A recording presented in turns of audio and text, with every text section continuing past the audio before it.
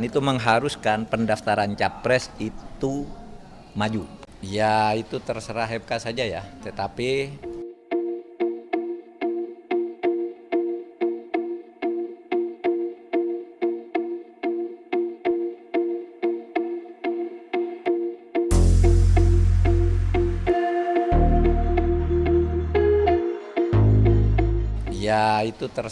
saja ya, tetapi bahwa pemilu itu pendaftarannya diajukan itu ketentuan undang-undang. Memang kepastian tanggal itu diserahkan kepada KPU, DPR, dan pemerintah. Tapi ada ketentuan bahwa kampanye harus dimulai sekian minggu sebelum pencoblosan, itu mengharuskan pendaftaran capres itu maju. Itu aja. MK harus tahu itu. Oleh sebab itu ya mudah-mudahan segera diputus saja lah. Sebenarnya kan gampang. Kalau etika di dalam dunia peradilan ya, kalau putusan-putusan yang akan menguntungkan seseorang itu biasanya diberlakukan pada periode berikutnya di mana-mana gitu ya, terutama kalau menyangkut hakim MK sendiri misalnya atau pejabat politik tertentu yang diuntungkan. Dulu Pak SBY pernah memberi contoh itu ketika gaji pegawai harus naik, gaji presiden menteri harus naik, itu draftnya bertahun-tahun ada di meja Pak SBY. Pak SBY bilang saya tidak mau tanda tangan ini, karena ini nanti dikira saya yang mau ambil, kecuali diberlakukan tahun berikutnya gitu. Nah, itu etika di dunia politik, terutama di dunia pembuatan dan penegakan hukum. Nah, yang sekarang ini ya silakan aja MK mau memutus seperti apa, karena sebenarnya masalahnya sederhana sih.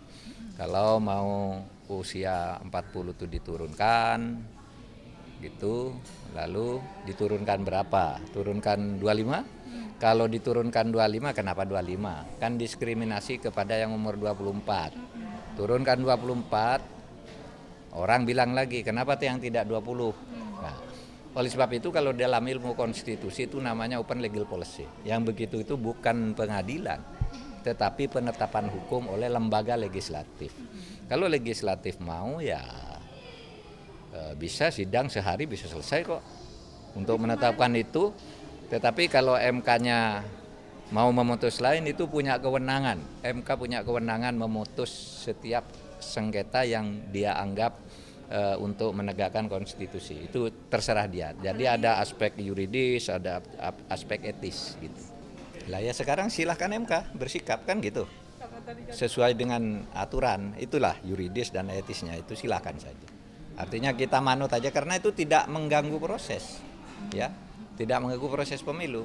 Taruhlah kalau sekarang sudah ada pengumuman pendaftaran itu tanggal 10, ya mudah-mudahan sebelum 10 Oktober itu sudah diputuskan agar siapa yang di bawah itu ingin calon atau ingin dicalonkan masuk.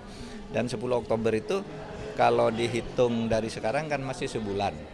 Sementara saya menjadi hakim MK pernah memutus perkara itu diperiksa pagi, sorenya diputus pernah. Dulu ketika memberlakukan kartu penduduk boleh memilih itu, kan itu bisa. Tapi bisa satu perkara berbulan-bulan juga pernah gitu.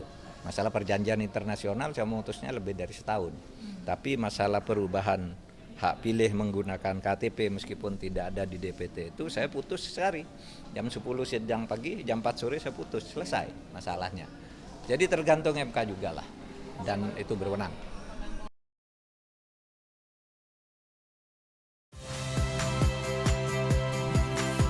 Saya Radi Saputro. Saksikan program-program Kompas TV melalui siaran digital, pay TV dan media streaming lainnya. Kompas TV, independen, terpercaya.